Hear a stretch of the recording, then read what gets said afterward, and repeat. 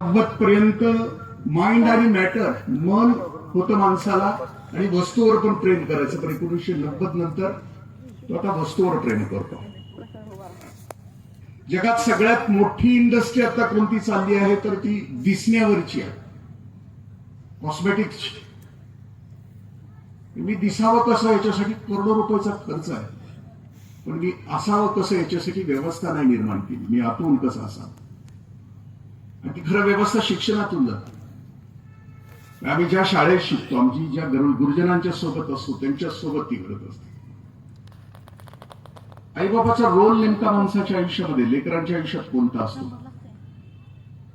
म्हणजे आईबाबा होणं कठीण असतं. माझं लग्न व्हायच्या अगोदर मी बायकोशी चर्चा केली होती त्यावेळेला की आपल्या घरात टीव्ही असणार नाही. माझ्या आईनो, माझ्या बहिणीनो, माझ्या भावानो, माझ्या घरात आजही टीव्ही नाहीये. कारण त्यावेळेला मला माहित होतं की सरासरी बाळ 3ऱ्या वर्षापासून 2 तास टीव्ही बघेल तर 35,000 खून आणि 72,000 बलात्कार बघेल. मी वाचलं होतं. मग ठरवलं आईबाप व्हायचं तर त्याग करायला पाहिजे ना काहीतरी. तुम्हाला तुमचं बाळ वाघ व्हावं असं वाटत असेल तर त्याच्या नख्यावर करण्याची आपल्याकडे हिंमत असायला पाहिजे ना, नख्या अंगावर घ्यायची. हा महापुरुष तयार होतो, युगपुरुष तयार होतो. मग मासाहेबांच्या जीवनाकडे बघितलं की लक्षात येतं की का राजे तयार कसे झाले. कोणती गोष्ट दिली बाळाला? वय वर्ष 9. बेंगलोरमध्ये राजे होते, छत्रपती शहाजीराजांच्या सोबत होते. मासाहेब रोज रात्री दूध प्यायला द्यायचे. त्या दिवशी दूध देत असताना मासाहेबांच्या लक्षात आलं की खाली माती आहे, कॉटच्या खाली माती आहे. मासाहेबांनी प्रश्न विचारला राजाला की राजे बाहेर गेला होता का कुठं आपण यावेळी, रात्रीच्या वेळी? त्यावेळेला शिवछत्रपतींनी उत्तर असं दिले की हो, पलीकडे एक नृत्याचा कार्यक्रम सुरू आहे, तो आम्ही बघायला गेलो होतो. मासाहेबांच्या लक्षात आलं बाळ मनोरंजनामध्ये गुंतून राहिलं तर महाराष्ट्रामध्ये स्वराज्याची स्थापना करायची आहे. आया बहिणींचं कुंकू बळकट करायचं आहे, आया बहिणींचं मंगळसूत्र बळकट करायचं आहे. जर मनोरंजनामध्ये असेल तर काय करणार? मासाहेबांनी निर्णय घेतला महाराष्ट्रामध्ये यायचा. पण यायच्या अगोदर दिव्य दृष्टी द्यायची होती. आज आम्ही बाळाला कोणत्या गोष्टीकडे त्याला दिव्य दृष्टी शिकवतो, म्हणजे आजही शिकवतो. कोणत्या गोष्टीसाठी शिकवतो? त्याला पॅकेज, प्रेस्टिज आणि प्रॉपर्टी मिळावी म्हणून. त्याचं पॅकेज खूप असावं, त्याला प्रेस्टिज खूप असावे, आणि त्याला चुकीच्या लोकांचं प्रेस्टिज खूप केलेलं असावं आणि प्रॉपर्टी खूप असावी. पॅकेज, प्रेस्टिज आणि प्रॉपर्टीनं सुखी असलेली माणसं तुमच्या अवतीभोवती आहेत का तपासा. त्याला जे द्यायला पाहिजे ते आम्ही देऊ शकलो, किंवा त्याच्या आयुष्याच्या कल्याणाच्या गोष्टी आम्ही देऊ शकलो तर. नसेल तर असं भव्य दिव्य युगपुरुष तयार करण्याची ताकद आमच्यामध्ये असली. मग मासाहेब घेऊन जातात राजांना हम्पी नगरीमध्ये, की जिथे विजयनगरचं साम्राज्य होतं. 21 दिवस मायलेकर हम्पीचं साम्राज्य पाहतायत, आणि महाराष्ट्रात यायच्या आदल्या रात्री ही दिव्य आई आपल्या लेकराला एक दीक्षा देते. वय वर्ष 9, ती सुवर्ण संध्याकाळ. मासाहेब सांगतायत राजांना की राजे, या विजयनगरच्या साम्राज्यामध्ये 240 वर्ष इथली प्रजा सुखी होती. इथं कुत्रा सुद्धा उपवासी राहत नव्हता. इथं स्त्रियांना सन्मानानं वागवलं जात होतं. इथं कोण खोटं बोलत नव्हतं. इथं चोरी होत नव्हती. राजा असं साम्राज्य स्थापन करा महाराष्ट्रामध्ये राजाला कळत नव्हतं. 9 वर्षाच्या बाळाला कळणार काय? पण लक्षात आलं की आपली आई काहीतरी दिव्य सांगते, विलक्षण सांगते, अद्भुत सांगते आहे. राजांच्या लक्षात आलं, मूठ आवळली. मासाहेबांच्या नजरेला नजर दिली आणि राजे म्हणतात की हो मासाहेब, तुमच्या स्वप्नातलं स्वराज्य आम्ही पूर्ण करू. माझ्या आयानं, माझ्या बहिणीनं विचार करा की शिवनेरी ते रोहिडेश्वर 200 किलोमीटरचं अंतर आहे. 16 वर्षाची लेकरं घेऊन हा महापुरुष शिवनेरी ते रोहिडेश्वर घराघरात गेला. आपल्या वयाची लेकरं घेतली आणि तिथं शपथ घेतली नाही. घेतली 16 वर्षाची पोरं. माझा मगाशी खंडू दादा सांगत होता की कुठं आहे तपासा. आईला सन्मानानं वाटलं. जसं एनडीएचा 3 वर्षापूर्वी एनडीएचा जो कार्यक्रम झाला, नॅशनल डिफेन्स अकॅडमी डे पुण्याला, त्याच्यात 3 मिनिटाचं एका आईचं भाषण. तिचा मुलगा इन्फंट्रीमध्ये क्लास 1 अधिकारी झाला होता, लेफ्टनंट झाला होता, आणि ती 3 मिनिटं बोलली. ती काय म्हणते आहे की आता माझ्या मुलाचं वय 22 वर्षाचं आहे. तो आता सरहद्दीवर जाईल, राजस्थानच्या सरहद्दीवर तो उभा असेल. 45 डिग्री सेंटीग्रेड असेल तापमान, 55 डिग्री सेंटीग्रेड. माझं पोरग 12 तास उभा असेल आपल्या संरक्षणासाठी.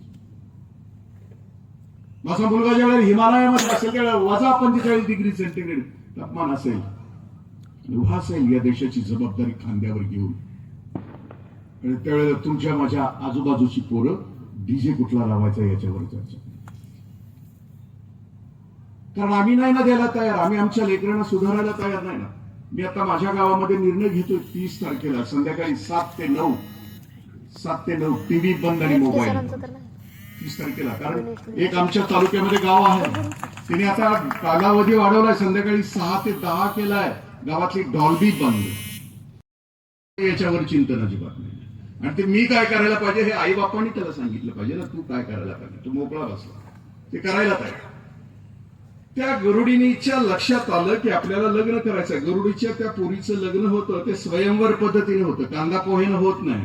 मग बोलून दाखव, मग चालून दाखव, मग गाणं म्हणून दाखव, असं नसतंय त्यांच्या. स्वयंवर म्हणजे ती स्वतःचा नवरा स्वतः निवडते. ती निवडते कसं की एमपीएससी आणि युपीएससीच्या 3 परीक्षा असतात. त्या 3 परीक्षा या गरुडाच्या या मुलीकडून घेतलेल्या आहेत. म्हणजे ती आपला नवरा निवडताना आपल्या नवऱ्याच्या 3 परीक्षा घेते. या 3 परीक्षा कशी घेते ते? कारण गरुड व्हायचं असेल, जिवंत राहायचं असेल या गरुडाला त्याच्यामध्ये, तर त्याच्या पंखात ताकद आणि नख्यांच्या मध्ये ताकद असते. कारण गरुड ज्या वेळेला आकाशामध्ये जातो त्यावेळेला त्याला त्याचं भक्ष्य दिसतं. भक्ष्य कोणतं असतं, त्याचा आवडता पदार्थ कोणता आहे की जहरीला नाग. आता आवडता पदार्थ कशाला म्हणायचं? गळ्यापर्यंत टाचून खाल्ल्यानंतर ज्या पदार्थाचं नाव घेतल्याबरोबर जिभेवर टचकन पाणी येतं त्याला आवडता पदार्थ म्हणायचं. तांबडा रसा, पांढरा रसा म्हटलं की मेलं तरी उठून बसेल. त्याच्यामध्ये तो आवडता पदार्थ. त्याला दिसला त्या गरुडा असेल तर तो निसटतो नखेच्या. दिसटला की खाली जमिनीवर पोहोचायच्या तो गरुड खाली येतो, वरच्यावर त्या नागाला पकडतो, निघून जातो. पंखात दम, नक्यात दम. मग ही नवरा निवडताना असंच निवडते की आता तिची परीक्षा सुरू होते. ती ओरडली की लग्नाळू पोरं तिच्या भोवती जमा होतात. एमपीएससी युपीएससी पोरं जमा होतात त्यांच्यात. आणि मग ती चोचीत काटकी घेते आणि उंच आकाशात जाते. काटकी सोडते. सोडल्यानंतर जो नर गरुड तिच्याशी लग्न करायला उत्सुक आहे असं तरुण, ती काटकी वरच्या असू शकतो, अपघात असू शकतो. मग ती दिवसभर काटकीवर घेऊन जाते. एकच नर गरुड सलग 3 वेळा ती काटकी वरच्यावर कॅच केली की तो तिचा नवरा होतो. आणि आता लग्न होतं दोघांचं. लग्न झाले की मग घर घ्यायचं. 1 BHK कुठं बांधायचं? Selection of site. समुद्राच्या काठाला उंच कडा, त्या कड्याच्या मध्ये असलेलं काटेरी झुडूप, त्या झुडपावर ही नवरा बायको गरुड आणि गरुडीनं आपलं घरटं आणतात. गरुडीनं अंड घालते, अंडी फुटतात. त्याच्यात फुटल्यानंतर पिलू बाहेर येतं, पंख येतं तयार. आता तिच्या पंखामध्ये ताकद आई बाबांना घालायची. मग आई बसते घरट्यामध्ये आणि बाप समुद्राच्या पाण्यावर असा आदांतरी तरंगतो. आई आतून त्या पिलाला अशी बाहेर ढकललं की पिलू खाली येतं. आई वडील दोघंही त्याला चेरक करतात. बाळा घे झेप, मार भरारी, घे झेप, मार भरारी. पिलू गुरुत्वाकर्षणानं खाली जातं. आता बुडणार तर बाप समोरून येतो, पिल्याला वर काढतो, पुन्हा घरट्यात ठेवतो. हा कार्यक्रम दिवसभर सुरू असतो आई बाबांचा. जोपर्यंत पिलाच्या पंखात जान येत नाही तोपर्यंत हा आई बाबांचा रोल आहे. मग आता आपण सगळेजण इथे आई बाबा बसलो तर आपण स्वतःला तपासायचं की आई बाबा आम्ही कोणत्या प्रकारचे आई बाबा? पहिल्या प्रकारचा बाप आहे हुकुमशा प्रकारचा पालक. घरात याची दहशत असते. मग याच्यामध्ये तो पण असू शकतो आणि त्याच्या बाहेर असणारे आत जाण्यासाठी धडपडतात आणि आत असणारे बाहेर जाण्यासाठी गुदमल. आपलं काय आहे मला माहिती. हुकुमशा प्रकारचे पालक याच्यामध्ये संवाद नसतो. मुलगा संवाद नाही साधू शकतो, भय निर्माण होतो, त्याची वाढ नाही होत त्या बाळाची. आपण वाचले असतील बातम्या, कुत्र चावलं बाळाला, बापाला नाही सांगू शकलं. 2 महिन्यानंतर ते बाळ रेबीज होऊन बापाच्या मांडीवर शेवटचा श्वास घेतं. कारण कुत्र चावलेल्या बापाला सांगता येत नाही, संवाद नाही, भय आहे घरामध्ये. दुसऱ्या प्रकारचा पालक आहे घाबरणारे पालक. आता हे बाहेर जाऊन आत्महत्या करत त्यांच्यामध्ये जी बुद्धिमत्ता दिली त्या बुद्धिमत्तेमध्ये आपले लेकर तयार करणं अपेक्षित आहे. त्याच्यामध्ये 8 प्रकारच्या बुद्धिमत्ता. माझं बाळ कोणत्या बुद्धिमत्तेचं आहे मला माझ्या घरात कळायला पाहिजे. मॅडमला विचारा मगाशी माईकवर बोलताना तिथं त्यांना कसा आनंद, मला आता बोलताना कसा आनंद होतो, तो त्याचा आनंद आहे. भाषिक बुद्धिमत्ता. पुढची बुद्धिमत्ता आहे गणितीय बुद्धिमत्ता. ते हिशोब बरोबर करतात, चालतंय काकूना, अगदी त्याचं चालणं बोलणं गणितासारखंच आहे. मला गणित कधीच आलेलं नाही. 10वीत मला बरोबर 52 मार्क आहे. सरांची कृपा झाल्यामुळे मी 10वीला सुटलो, नाही तर इथपर्यंत मी तुम्हाला बोललोच नसतो. असा गणिताचा कोणीतरी माणूस आहे असं मला कोणी सांगितलं की मला वाटतं हा परग्रहावरून आला का, कारण त्याला बुद्धिमत्ता दिली, ती गणिताची बुद्धिमत्ता दिली. मग त्यानं गणिताच्या क्षेत्रामध्ये जाणं, त्यानं ती सूत्र सांभाळावी, ती काढावी, ती त्याला दिलेली निसर्ग, त्याच्यामध्ये त्याला आनंद मिळतो. तिसऱ्या प्रकारची बुद्धिमत्ता आहे संगीतीय बुद्धिमत्ता. ती घरात असलं तरी असं टेबलवर तबला वाजवल, बाथरूम मध्ये गाणं म्हणेल. संगीताविषयी त्याच्या मनामध्ये आदर आहे, तो संगीत होणार आहे. म्हणजे मी कित्येक वेळेला विचार करतो की कार्तिकी गायकवाडला तिचे आई वडील मिळाले ना, ती भाग्यवान आहे. की आमच्यासारख्या करिअर ओरिएंटेड आई बापाच्या पोटी जन्माला आली असती तर 10वी ते 12वी MCQ सोडून घाईला येऊन भविष्यात नोटा छापायची कोशिश झाली असती. पण तिच्या आईच्या लक्षात आलं की आपल्या पोरीला गळा आहे आणि तिनं गाण्यात करिअर करावं, ती खुश पण होईल, पैसे पण मिळतील आणि जगाला पण सुखी करेल, म्हणून कार्तिकी गायकवाड गायिका. तिच्या आईला कळालं ना तिला गळा आहे. आता जर मी गायला लागलो तर तुम्ही सभागृहात बसाल नाही ना. मला दिले ते नरड दिले, तिला दिले ते गाणं दिलं. आणि नरड्यानं गायक व्हायचा प्रयत्न केला तर तो त्याच्या आयुष्याचे बरबाद. हा प्रयोग मी माझ्या स्वतःवर केला. मी शिरोळला गट विकास अधिकारी होतो. महिन्याच्या पहिल्या गुरुवारी अजित कडकडे तिथे यायचे. नरसोबाच्या वाडीला दोन्ही घाटावर हजारो श्रोते, साऊंड सिस्टीम प्रचंड असायची. त्यावेळेचे अजित कडकडे पहाडी आवाज आणि ते भजन सुरू व्हायचं, निघालो घेऊन दत्तांची पालखी. अंगावर काटे. मला वाटलंच मला यायलाच पाहिजे गाणं. शिरोळच्या शेजारी नांदणी गाव आहे, तिथं संगीत शिक्षक होते. त्यांना बोलवलं, त्यांना फी दिली. रोज संध्याकाळी ऑफिस सुटल्यानंतर 7 ते 8 मला शिकवायला या म्हटलं. 1 महिनाभर गुरुजी मला एकच अभंग शिकवत होते. जैस्या परी आहे कैश्या स्थिती आहे, कौतुक पाहे संचिताची. नाथरायांचा अभंग 1 महिनाभर. गुरुजी थकले. महिन्यानंतर मी दिलेले फीचे पैसे माझ्या टेबलवर ठेवले. साहेब जातो. मी म्हणलं का? ते म्हणले माझा आवाज बदलायच्यात मला जाऊ. म्हणजे जो मी नाही तो होण्याचा प्रयत्न केला.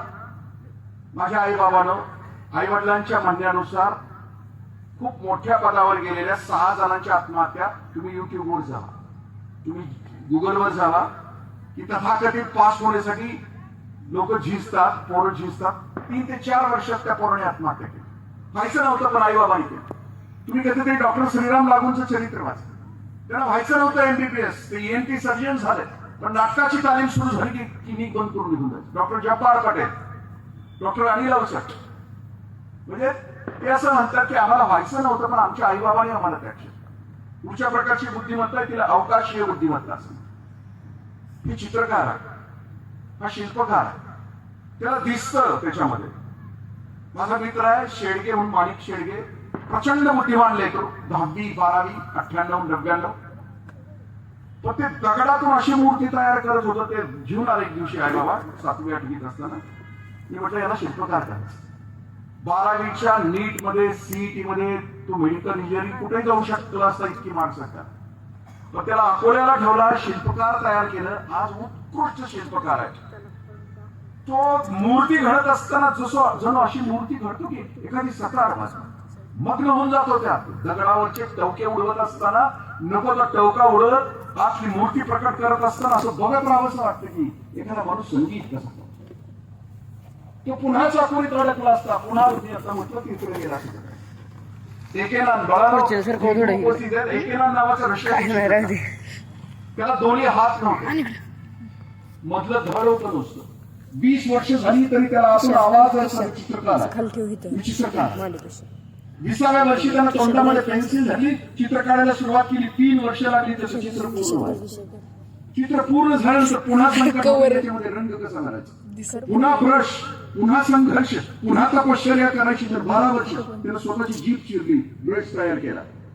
रशियामध्ये सार्वजनिक ठिकाणची चित्र काढली ती एकेकांची, कारण त्याला आतून वाटत होतं की मी चित्र काढतो. अवकाशीय बुद्धिमत्ता, शारीरिक बुद्धिमत्ता मैदानावरची, नकलाकार म्हणजे हा अभिनय पण खूप छान करतो. शारीरिक बुद्धिमत्तेमध्ये त्याला कळतं कुठल्या वेळी कसा अभिनय करायचा.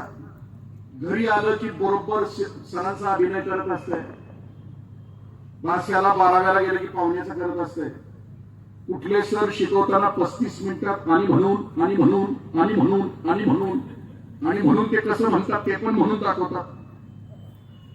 तो उत्कृष्ट अभिनेता. त्याला आता रील्स मध्ये प्रचंड त्याला मागणी आहे. रील्स काढणे. पुढच्या प्रकारची बुद्धिमत्ता सर्वसमावेशक बुद्धिमत्ता. हा सगळ्यांचा मित्र असतो. साने गुरुजींनी आपल्या आईला विचारलं, आई मी कोण हो? साने गुरुजींची आई म्हटल्या, श्याम तू सगळ्यांचा आवडता हो, तू कोण पण हो, कोण पण झालास. सगळ्यांचा आवडता व्हायला लय ताकद लागते, पोट मोठं लागतं, अपमान पचवण्याची क्षमता लागते, त्यावेळी तो माणूस मोठा होतो. फणकाला येणारी माणसं मोठी नाही होत. क्रोधानं माणसं कधीच मोठी नाहीये झाली. आईने सांगितलं सर्वसमावेशक बुद्धिमत्ता. पुढची बुद्धिमत्ता ते असं म्हणतात की नैसर्गिक बुद्धिमत्ता. त्याला निसर्ग आवडतो, बैल आवडतात, छब्या वजीर काय असेल ते आवडतो, तो त्या क्षेत्रात. मला म्हणायचं की प्रिपेअरनेस, माझं बाळ कोणत्या क्षेत्रामध्ये जाणार आहे, त्याची कोणती बुद्धिमत्ता आहे, तो कोणत्या क्षेत्रात आनंदी राहील, त्या क्षेत्रामध्ये पैसे मिळतील, त्या क्षेत्रामध्ये घालवणं म्हणजे प्रिपेअरनेस. विवेकानंदांच्या आईनं काशी विश्वेश्वराला पूजा केली होती. म्हटली होती की हे भगवंता, हे शिवा, हे महादेवा, तूच पोटी जन्माला ये. प्रिपेअरनेस म्हणजे बाळ जन्माला येणार तेच. A for awareness. आता म्हटलं की मुलगा कोणत्या. R for role model. मी आता हे रोल मॉडेल विषयी बोलतोय ना, आपल्याला लक्षात ठेवता आलं तर बघा, खूप छान तो समाजशास्त्रज्ञ असं म्हणतो, तुमच्या मुलाला जर विचारलं तुम्ही की तुला बायको कशी हवी आहे, तर त्यानं उत्तर द्यायला पाहिजे की मला माझी बायको माझ्या आईसारखी आहे. यासाठी की त्या मुलानं जन्मापासून आपल्या आईचा रोल बघितलाय बायको म्हणून आपल्या वडिलांच्या बरोबरच. घरात असताना त्याची आई सगळं घर उठायच्या अगोदर उठते आहे, सगळं घर झोपल्यानंतर ती झोपते आहे. संसारामध्ये संसाराचा गाडा कुठं अडला तर समर्थपणे वडिलांना साथ देते. दुःखाच्या प्रसंगामध्ये कणखरपणे बापाच्या पाठीमागे उभी राहते. Role model. पोराला विचारलं तुझी बायको कशी असली पाहिजे, त्याला घरातच रोल मॉडेल असलं पाहिजे. पोरीला विचारलं तुला नवरा कसा हवाय, तर पोरीने सांगायला पाहिजे की बापा फर्स्ट हिरो आहे तो. कारण ती बघते आहे जन्मापासून माझा बाप आमच्या सगळ्यांच्या सुखासाठी, कल्याणासाठी धडपडतोय, कष्ट कसा करतो. रानात कष्ट करत असेल तर कधीतरी बापाच्या हाताला स्पर्श केला तर खडबडणाऱ्या हाताची जाणीव होती. की नुसतं गाणं जरी लागलं ना, लय अवघड है गड्या, काय समजा या पापड, नुसतं ते गाण्याचे बोल जरी यायला लागले ना, ना तर आपल्याला तिळतिळ तू. Role model, TARE, empathy. Empathy या शब्दाचा अर्थ आपण कुठपर्यंत पोहोचलात माझ्या आई बाबांना तपासा. कालचा राजगुरुनगरचा प्रसंग कोणता आहे बघा. 10वीतला लेकरू क्लास चालू असताना आपल्याच मित्राचा गळा चिरला. मुंबईमध्ये एका शाळेमध्ये 4थीतल्या 4 मुली आपल्याच वर्गातल्या मुलाचा खून करून 3 तुकडे करून वर्गातल्या डस्टबिन मध्ये टाकले. अहिल्यानगरमध्ये 8वीचा मुलगा 10वीच्या मित्राचा खून दुपारच्या सुट्टीमध्ये करतो. म्हणजे आम्ही जसे सगळेजण स्वार्थी होत निघालो ना, संकुचित होत निघालो. आणि हा मोबाईलचं टायमिंग आहे ते वाढलं ना, हिंसा आणि घुरण्याचं टायमिंग, ते मोबाईल, त्याची जी उत्तेजना आहे ती भयंकर आहे. प्रत्येक ठिकाणी ती आम्हाला आमच्या मनामध्ये हिंसा पेरते. 3-4 महिन्यापूर्वी इंग्लंडच्या पंतप्रधानांनी त्यांच्या संसदेमध्ये भाषण केलं आणि त्यांनी सांगितलं इंग्लंडच्या जनतेला एक टीव्ही सिरियल बघायला. त्या टीव्ही सिरियलचं नाव आहे द अडोलसन्स. माझ्या बाबांना मन देऊन आहे. त्या टीव्ही सिरियल मध्ये दाखवण्यास सुरुवात होते आहे 14 वर्षाचा मुलगा आपल्याच वर्गातल्या मुलीचा चाकूने भोगसून खून करतो. खून झाल्यानंतर कमिटी बसत्या, समाजशास्त्रज्ञ बसताय, सायकोलॉजिस्ट बसताय आणि खून का झाला त्याचा शोध घेतात. सिरियल 3 पार्टचे OTT वर उपलब्ध आहे. The adolescence serial. इंग्लंडच्या पंतप्रधानांनी सगळ्यांना आव्हान घातलं, तर जी समस्या आहे तुमच्या माझ्या घरामध्ये मोबाईलची, तिच्या विषयीची, तिच्यामध्ये दाखवलं की त्या पोरांची एक खोली आहे. त्या खोलीमध्ये पोरं 2 स्क्रीनवर आहेत, स्मॉल स्क्रीन आणि बिग स्क्रीन. ती पोरं 9-9, 10 तास त्या स्क्रीन बरोबर आहे. आई बाबा जरी आत आला तरी त्यांच्या अंगावर जातात. त्या खोलीला त्या सिरियल मध्ये नाव दिलंय डेमॉन्स रूम, राक्षसाची खोली. हा ज्या मुलानं खून केलाय, जसे आपल्याकडं काही झुंडी आहेत विचारांच्या घाणेरड्या की जे विष पसरवतात, तशाच एका झुंडीमध्ये हे लेकरू अडकलं आणि त्यानं त्या मुलीचा खून केला. शेवटच्या पार्ट मध्ये ते असं सांगतायत की आता पोरं वाचवायची असतील तुम्हाला तर त्यांच्यासोबत संवाद साधा. आजपर्यंत 13 देशामध्ये 16 वर्षाच्या आतल्या मुलांच्यासाठी मोबाईल कायद्यानं बंद केला. आणि आमच्याकडे वडगावला मी मगाशी सांगितलं की 6 ते 10 16 वर्षाच्या आत जर आई वडिलांनी बाळाच्या हातात मोबाईल दिला तर आई वडिलांना शिक्षा आहे. त्याचे दुष्परिणाम इतके भयानक आहेत. मी आता आणखी येताना आपण एक जैन म्हणून मुलगी आहे जी UPSC झाली आहे, तिचं एक 5 मिनिटाचं बघत होतो. मुंबईला एक मुलगा 3 वर्ष ऑफिसचं काम करतोय आणि शिवाय त्या लॅपटॉपवर आहे. 3 वर्ष तो फ्लॅटच्या बाहेरच आलेला. सोशल कॉन्टॅक्ट संपले, सूर्यप्रकाश त्याच्या चेहऱ्यावर पडलेलाच नाही. म्हणजे त्या 16-17 तास ते लेकरू त्या स्क्रीनवर आहे, त्याला पैसे मिळत आहेत, सगळं होत आहे, पण तो फ्लॅटच्या बाहेर नाही. Total isolation.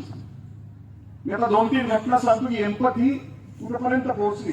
माझा मित्र कोल्हापूरमध्ये एका चौकामध्ये त्याची बायको गरोदर आहे 7 महिन्याची.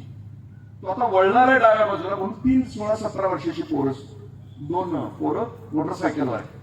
यांना हॉर्न दाबला म्हणून ती 16 वर्षाची पोरं पाठीमाग आली, याच्या गाडीची काच फोडली आणि शिव्या देऊन आता त्याच्या अंगावर हात उचलणार, तेवढ्या त्यानं क्षमा मागितली. 16 वर्षाची पोरं कुठून आलं हे सगळं मस्त. बघतोय आपण कोयटा गँग बघतो आहे, हिंसा बघतो आहे, गुन्हा बघतो आहे. की इथे बसलेले तुम्हाला वाटत असेल की माझ्या घरात येणार नाही, असं नाहीये. ही सामाजिक विकृती आमच्या घरापर्यंत येऊन पोहोचली आहे. आपण वाचला असेल आपल्या जिल्ह्याच्या ठिकाणी प्रतिथयश महाविद्यालयाचे प्राचार्य, मुलगा MBBS, दुसऱ्या दिवशी एकत्र बसताय, दोघांच्यात संवादाचा विसंवाद होतो आहे. मुलगा वडिलांच्या थोबाडीत मारतो, वडील सैर बाहेर पळायला सुरुवात करताय, रेल्वे ट्रॅकवरून पळतायत, समोरून रेल्वे येत आहेत आणि वडील सांगतात. ही परिस्थिती आपल्या एकमेव लेकराच्या बाबतीत आम्ही हाताळायला, आमच्या लेकरांच्या सोबत हाताळायला, कारण आईबापच म्हणजे शिक्षकांच्या बाबतीमध्ये एक स्टोरी आली होती, आपण वाचली असेल. शिक्षक आणि शिक्षिका आहे ती, नवरा बिझनेस करतो. 8वीचे पेपर तपासत असताना अचानक ती एक पेपर वाचते आणि रडते. निबंध दिलेला होता 8वीच्या पोरांना, तुम्हाला हवे त्या विषयावर निबंध द्या. त्या शिक्षिका ती पेपर तपासत असताना एका मुलाला पेपर असा, त्या मुलीला पेपर असा लिहिला होता की मी मोबाईल असते तर माझ्या वडिलांनी मला जवळ घेतलं असतं, माझ्या आईने मला जवळ घेतलं असतं, माझ्या आत्याने मला जवळ घेतलं असतं, माझ्या मामाने मला जवळ घेतलं असतं, मी त्यांच्या हातात राहिले असते. शेजारी बसलेल्या नवराही मोबाईलवर आहे, शेजारीच बसलाय पेपर तपासता आणि ती नवऱ्याला सांगते की बघा ना, या पोरीने निबंध कसा लिहिला, म्हणजे काय लिहिलाय, असा लिहिला. नवरा म्हणतो, मग सांग ना फोन करून तिच्या आई वडिलांना. मग ती जोरात रडते, तेव्हा ते आवडते, दुसरी तिसरी कोणी नाही, तुमची माझी पोरगी. आपल्यामध्ये ही जे आले ना, घाण आली ना, त्याच्यामध्ये 5 उपाय आहेत. मी आणखी 2-3 प्रसंग शेअर करतो मोबाईलचे, मग लक्षात येईल आपल्याला. 3 वर्षापूर्वी मी एका फेब्रुवारी महिन्यामध्ये एका गावामध्ये गेलो होतो. त्याच दिवशी 10वीच्या मुलानं आपल्या आईचा फोन केला. कोणाचं कारण? फेब्रुवारीचा महिना. मुलगा मोबाईलवर आई त्याला सांगत नाही, बाळा मोबाईल बाजूला ठेव, परीक्षा आहे पुढच्या महिन्यामध्ये, अभ्यास कर. 3-4 वेळेला सांगून बघितलं, ऐकलं नाही बाळाला. पुणे थोबाडीत बाळाला राग आला, उठला, आईला असं उचललं आणि ढकलल्यावर आई पाठीमागच्या भिंतीवर आपटली, मेंदूला मार लागला आणि संपलं. आता ह्या मुलाच्या मनामध्ये यायला सुरुवात झाली की आईचा खून पचवायचा कसा. त्याला ब्लेडचं पान आणलं, मनगटावर वार केले, पण आईचं हृदय बंद पडलेलं असल्यामुळे रक्तच नाही आलं. आता खून पचत नाहीये म्हटल्यानंतर आणखीन विचार करत होता. त्याला आईची साडी काढली, आईच्या साडीचं एक टोक तिच्या गळ्याला बांधलं, दुसरं टोक फॅनला, तिला खुर्चीवर उभा केलं आणि तिच्या आत्महत्येचं नाटक केलं. त्या दिवशीच्या कार्यक्रमाचे अध्यक्ष इन्स्पेक्टर साहेब होते. गाडीतून जाताना ते इतकंच म्हटले की पट्टा काढला कमरेचा, पोरग पोपटासारखं बोललं, खून कसा केला ते सांगितलं. पण पोराचं शेवटचं वाक्य भयानक होतं, आई मोबाईल बघू देत नव्हती, आईला मारलं पण बाप सुद्धा बघू देत नव्हता, एक दिवशी बापाला सुद्धा संपला.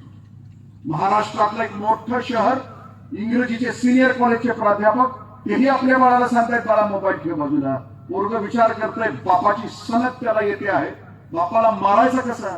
त्या दिवशी रात्री 12 वाजता लेकरू उठत आहे, घरात ज्या डंबेल्स मध्ये व्यायाम करताय, डंबेल्स वडिलाची कवटी फोडताय, कवटीच्या चिंध्या झालेलं बघता आहे, तरी खून चाललाय त्या बाळाला.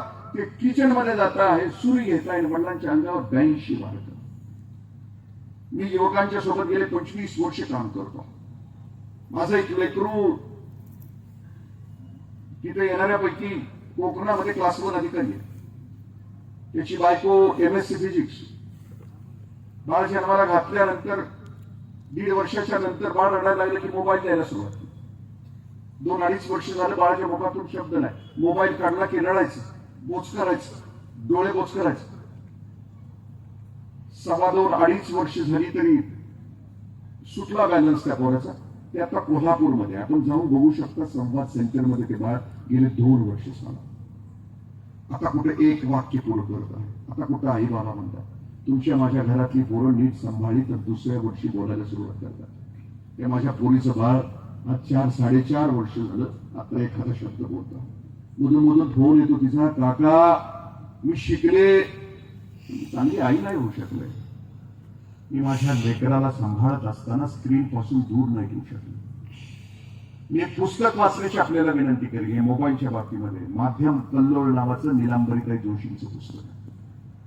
आपल्या मोबाईलवर 20 ऍप आहेत. त्या 20 ऍपचे आपल्या पोरांच्यावर नेमके कोणते परिणाम होत आहेत तरुणाईवर, त्याचं खूप संशोधनात्मक त्याला चिंतन त्या पुस्तकामध्ये. म्हणजे सेल्फी पासून ते पॉर्न पर्यंत कोणता परिणाम पोरांच्यावर होतो त्याची एक फक्त विशेष गोष्ट आपल्याशी शेअर करतो.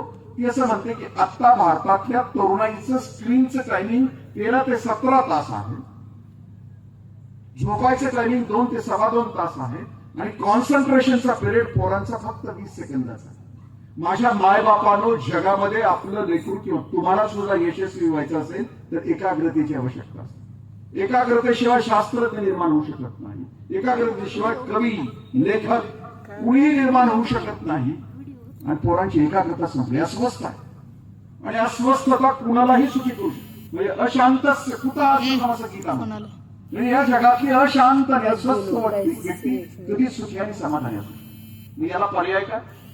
कुमार मंगलम बिर्लांच्या फॅमिलीमध्ये, करोडांचा बिझनेस असलेल्या फॅमिलीमध्ये कर्तबगार माणसं संध्याकाळी 5:30 वाजता घरी येतात. आल्या आल्या मोबाईल आपल्या आईच्या पायाजवळ ठेवतात आणि सकाळी 9:30ला मोबाईल दिला जातो. त्या माझ्या आई बाबा रोज रात्री त्यांचं जेवण 8 ते 9:30 होत. 1.5 तास का लागतो? त्या घरातल्या सगळ्यांनी आदल्या दिवशी पुस्तकाची 10 पानं वाचायची, वेगवेगळ्या पुस्तकाची. आणि जेवण झालं की 10 पानामध्ये लेखक काय म्हणतो, तो टेबलावर जेवण संपल्यानंतर प्रत्येकाने 37 पुस्तकांचा सार त्या जेवताना त्यांच्यामध्ये होतं. थंडी वाढलीये, मैदान मोकळं व्हायला लागले, आपल्याला उरकायला हरकत नाही. कठीण काम, गरज आहे पण सुरुवातीला वेळ खूप गेला. फक्त मी कुटुंबामध्ये 4 गोष्टी आहेत की कुटुंब सांभाळताना, आपल्याला संगोपन करताना, आणि आता म्हटलं ना संवाद करताना 4 गोष्टी घरात परिणाम करतात. तुम्ही घरात बघता कसं एकमेकाकडे, तुम्ही एकमेकाला स्पर्श कसे करता, तुमचा शब्द कसा आहे. मग घरात घर पण यायचं असलं तर या 4 गोष्टी आपल्याला आवश्यक आहेत. लेकरं जे आले त्या लेकरांच्यासाठी एकच उदाहरण देतो मी, वाणीला विराम देतो. बाळांनो, 2000 साली धारावीच्या झोपडपट्टीतला सलील नावाचा मुलगा बोर्डाच्या परीक्षेमध्ये पहिला आला. जी मुलं आहे तो पहिला आल्यानंतर त्याचे प्राध्यापक त्याचा सत्कार करायला धारावीच्या झोपडपट्टीच्या त्या झोपडीमध्ये जाऊन पोहोचले. धारावीच्या झोपडपट्टीमध्ये मुलखाची दुर्गंधी, गोंगाट, रोगट वातावरण, प्रतिकूल परिस्थिती, दारिद्र्य, वेदना. झोपडीत पोहोचल्यानंतर प्राध्यापकांनी बघितलं तर तिथं काय ऐश्वर आहे. 2 सतरंज्या, एक स्टोव आणि काही शिजवायचं साहित्य. बहीण भाऊ दोघंच राहतात. प्राध्यापकांनी त्याचा सत्कार केला सलीलचा. त्याला विचारलं, एवढ्या प्रतिकूल परिस्थितीमध्ये तू पहिला कसं काय आला? आमच्या पोराला सगळं घेऊन दिलं तरी तो यशस्वी होत नाही, तू कसं काय? सलील उत्तर देतो आहे, सर मी 7वीत होतो, माझी बहीण 4थीत होती. माझे वडील माथाडी कामगार होते. 7वीत असताना माझे वडील जग सोडून निघून गेले. आई घराच्या बाहेर पडत नव्हती, ती झोपडीतच राहत होती. वडील गेल्यानंतर आई अजून कामाला जात नव्हती. आमची शाळा थांबली, चूल पेटली, चूल बंद झाली, उपासमार सुरू झाली. पण काही दिवसातच आईनं जिद्द पकडली आणि आईने ठरवलं की पोरांना शिकवायचं म्हणून आई झोपडीच्या बाहेर पडली आणि बाजूच्या अपार्टमेंट मध्ये धुण्या भांड्याचं काम करायला निघून गेली. निघायची सकाळी. सर आई सकाळी जायची धुण्या भांड्याला, ते संध्याकाळी परत यायची. दिवसभर पाण्याच्या सहवासामध्ये.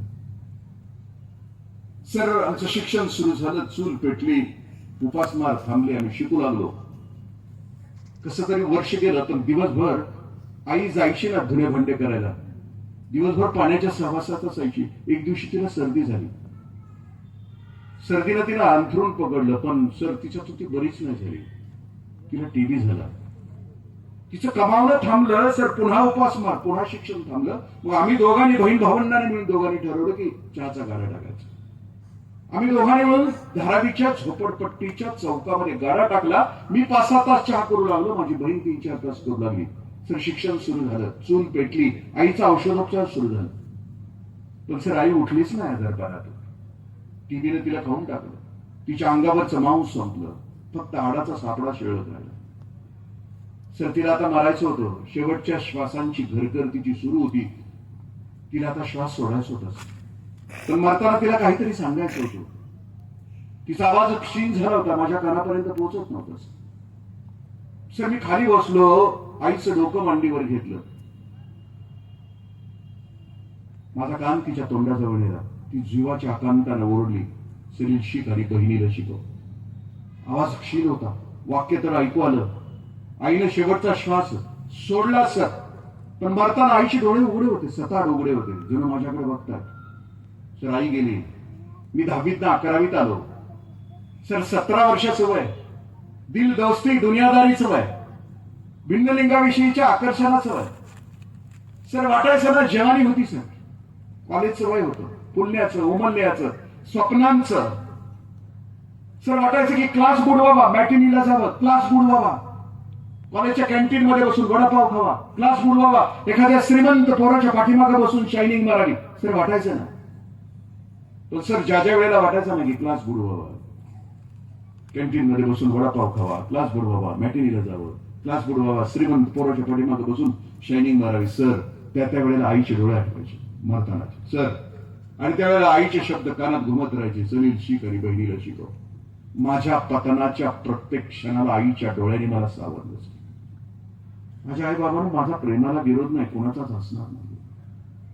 पण शेराच्या प्रेमाच्या स्टेप्स आपल्या लेकरांना समजावून सांगायला पाहिजे. अट्रॅक्शन, अफेक्शन, शेअर, केअर, लव. प्रेम ही जीवनाची अत्यंत उत्कट अशी भावना आहे. आपण आपल्या लेकरांच्या पर्यंत ती कशी पोहोचवणार आहे? आपल्या जगण्या वागण्यातून, आपल्या प्रतिबिंबातून ती पोहोचणं अपेक्षित असते. आम्ही असं म्हटलं समारोपाला, माणूस नावाच्या जातीनं पुढच्या पिढीला जगण्याच्या लायकीचं वातावरण तयार करून मग मारायचं असतं.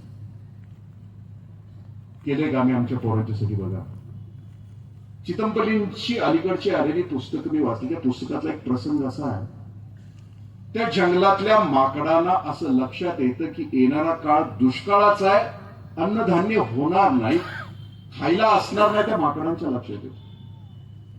माकडं जंगलातला मध गोळा करतात, त्याचे खाऊचे लाडू तयार करतात आणि झाडाच्या पोकळीमध्ये ठेवतात.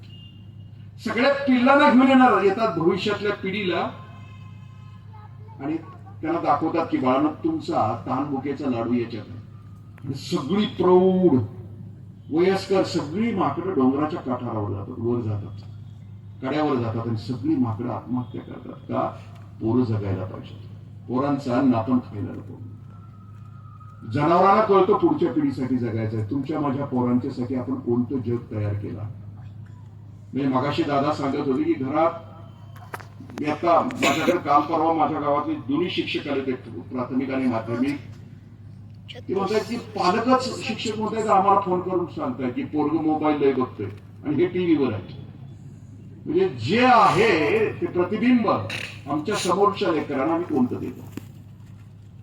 मी एक गझल आपल्याला घरी गेल्यानंतर शेअर करतो आहे, ती चुकून ऐकता आली तर ऐका. तुमच्या माझ्या कुटुंबावर पंकज उदास निघाली. शायरानं खूप 7 स्टांजा आहेत. त्याच्यापैकी त्या स्टांजांचा अर्थ असा आहे की पंजोबाच्या काळात आम्ही सुखी होतो, आमचं घर सुखी होतं, भले 2 दिवस चूल नव्हती पेटत, कोण कोणाशी खोटं बोलत नव्हतं, पण आम्ही सुखी होतो. कपडे नव्हती, काही नव्हतं, पण आम्ही सुखी होतो. आजोबाच्या काळात पण आम्ही सुखी होतो. लास्ट बट सेकंड स्टांजामध्ये तो शायर असं म्हणतो की आता आमच्या घरात सगळं आहे, खाली कार्पेट आहे, वर झुमरं आहे, ब्रँडेड शूज, ब्रँडेड कपडे, ब्रँडेड मोबाईल, सगळं माझ्या घरात आहे, पण आपण सुखी आहोत का? तो प्रश्न विचारतो शायर. आणि मग तो सभागृहातला तो कॅमेरामन आहे, तो खूप मोठा हुशार आहे. मध्ये 2 मिनिटाचा पॉज आहे, संगीत आहे त्या गझलमध्ये. आणि तो कॅमेरामन असं आता जशी तुमच्या मांडीवर तुमची लेकर आहे तसं तो एकदा लेकरांच्यावर कॅमेरा मारतो आणि एकदा आईबाबांच्यावर कॅमेरा मारतो. पंकज उदास यांना सुद्धा त्या ओळी अशा टाचतायत की मी सुद्धा बाप आहे आणि मी सुद्धा माझ्या पोरांच्यासाठी चांगलं जग नाहीये तयार केलं याची जाणीव पंकज उदास यांच्या. आणि तो शेवटचा स्टांजा गात असताना त्यांच्या डोळ्यात पाणी आहे आणि ते उचलतायत. त्या गाण्याचं पहिलं वाक्य आहे, प्याने वाली नसलो. तो शायर असं म्हणतो की हे बाळांनो, बाप म्हणून आम्हाला तुमच्यासाठी एक असं जग तयार करायचं होतं की तुम्ही ज्या रस्त्यावरून जाल त्या रस्त्यावर आम्हाला प्रकाशाची बीजे पेरायची होती. बाळांनो, तुम्ही ज्या रस्त्यावरून जाल त्या रस्त्याच्या डाव्या उजव्या बाजूला आम्हाला सौख्याची उद्यानं तयार करायची होती. कोणती उद्यानं तयार केलीत आमच्या पोरांच्यासाठी?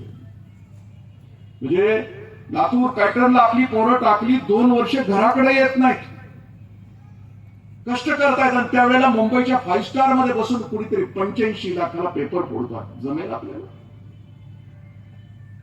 अंडरवर्ल्डशी संबंध आहे. 16 वर्षाचं पोरग इम्पोर्टेड कार पुण्याच्या रस्त्यावर भरदार धावताय आणि 2 माणसांचा जीव घेत आहे आणि बाप पोराला वाचवण्यासाठी ससून हॉस्पिटलमध्ये रक्ताचे नमुने सुद्धा बदलत आहे. सुसेल आपल्याला? आपण सामान्य माणसं कोणतं जग केलंय तुमच्या माझ्या पोरांच्यासाठी? मग तो शायर असं म्हणतो की का असं का वाटतं? जनावर सुद्धा पुढच्या पिढीसाठी जगतात. पुढची 3च उदाहरणं मी 2च मिनिटांमध्ये संपवत आहे, समारोपाकडे येतो आहे. रानात चरणाऱ्या रानगाया आणि जंगलात चालणारे हत्ती आपण कधी बघितले तर रानगाया आणि हत्ती आपल्या पिलांमध्ये घेतात आणि आपण गोल रिंगण करतात. यासाठी करतात की त्या हत्तीना आणि रानगायाला माहित असतं की वाघ आला, सिंह आला तर आम्ही मरू. आमची पुढची पिढी जगायला पाहिजे. बिरबलाकडे 2 घोड्या आल्या, दिसायला सारख्या होत्या. बिरबलाला विचारलं यातली एक आई आहे, याच्यातली एक लेक आहे. बिरबल म्हटलं नाही ओळखता येणार, दिसायला सारख्या. बिरबल म्हटलं चला नदीला. दोन्ही घोड्या नदीला नेल्या. नदीत दोन्ही घोड्या लोटल्यानंतर एक घोडी पुढे होती, एक घोडी पाठीमागे होती. बिरबल म्हटलं पुढे आहे ना ती आई आहे, पाठीमागे आहे ना ती लेक आहे. कारण घोडीला सुद्धा कळतं की पाण्याचा प्रवाह गतीने आला तर मी मरेल पण माझी लेक जगायला पाहिजे. घोडीला सुद्धा कळतं की पाण्यामध्ये भोवरा असेल तर भोवऱ्याच्या तळाशी बुडून मी मरेल पण माझी लेक जगायला पाहिजे. जनावरांना सुद्धा कळतं तुमची माझी पिढी 2030 नंतर एका वेगळ्या वातावरणात प्रवेश करते, की ज्या वेळेला नोकरीचे अनेक प्रश्न आहेत, व्यवसायाचे अनेक प्रश्न आहेत, म्हणजे जगण्याचेच अनेक प्रश्न 2030 नंतर उद्भवतात. अल्गोरिदम, एआय आणि त्या पिढीला तयार करण्यासाठी आणखीन 4-5 गोष्टीची आवश्यकता की जी क्लासमध्ये सुद्धा शिकवली जाईल. समारोप करताना इतकंच मी आपल्याशी शेअर करेन की आई आणि बाबा ही नाती जर आपण चांगल्या पद्धतीनं निभावली, टिकवली तर लेकरं सुद्धा परत प्रेम करतात. मी बीएससी अग्रीच्या लास्ट इयरला होतो कोल्हापूरला.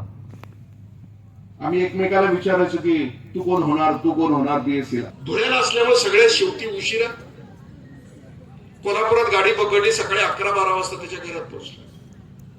घरात गेल्या आम्ही प्रत्येक जण त्याचा खांबाचा टॉक करायचो आणि त्याला त्या चटणी वाटायची आणि ती अशी कोरावर कोर आम्हाला खायला द्यायची. This was our pizza and burger. हे ज्या झकमाऱ्यानं खाल्ले ते जाईल का तिकडे, ज्या हाताची चव ही घेतली ती जाईल का. तिची आई आतनं आली, आमच्या ताकात कोर वाढली. आमच्या मित्राला अचानक काय झालं माहिती. तिची आई अशी उभी होती, इरकली लुगडं, कमरत वाकली होती, पांढरं केस, डांबरीकरण अजिबात नव्हतं केलं, मी केलेलं आहे, तिनं नव्हतं केलं. त्या शिवबीवर आमच्या मित्रांनी तिला अशी गोर प्रदक्षिणा घातली, तिच्या खांद्यावर ठेवलं आणि माझ्याकडे बघून आमच्याकडे बघून आल्यापासून विचारताय सोन्याचा खांब कुठं आहे, सोन्याचा खांब कुठं आहे, सोन्याचा खांब कुठं आहे. ह्योच माझा सोन्याचा खांब, त्यालाच मला आयुष्यभर जातो. इथं असलेल्या सगळ्या सोन्याच्या खांबाला विनंती आहे, सोन्याचा खांब व्हा. भारत नावाचा देश आहे, कुटुंब नावाची संस्था आहे, त्या संस्थेला 2 खांब आहेत, एक आई एक बाप. तर मोबाईलचा त्याग करा, तुमच्या पायावर डोकं ठेवून विनंती करतो. बापांवर त्याग करा, काय नाही त्याच्यामध्ये. लाडकं लेकरू जे देवानं आपल्या पोटी दिले त्याच्यासाठी आपण तेवढा त्याग नाही करू शकत. तुम्ही कधी मला फोन केला तर माझा लिहिताना, वाचताना, नामस्मरण करताना कधी फोन चालू नव्हता. माझं काहीच वाटोळं झालेलं नाही. ज्याला वाटतं ना मोबाईल जर बंद झाला तर तिकडे जगबुडी येईल का, सुनामी येईल का, आग लागेल का, कशाला आग लागत नाही. तुमची घरं सुखी होतील तेवढं ते लहान पिल्लू आहे ना भूत, जेवढं कंट्रोल करता येईल तेवढं कंट्रोल करा. तुमच्या पिढीसाठी चांगली लेकरं तयार करा. वैराग मधून परत कधी 10-20 वर्षानं जिवंत राहून मी गेलो, आवाज आला तर तुमच्या त्या चांगल्या लेकराचा आवाज माझ्या कानावर पडू द्या. धन्यवाद. जय हिंद, जय महाराज.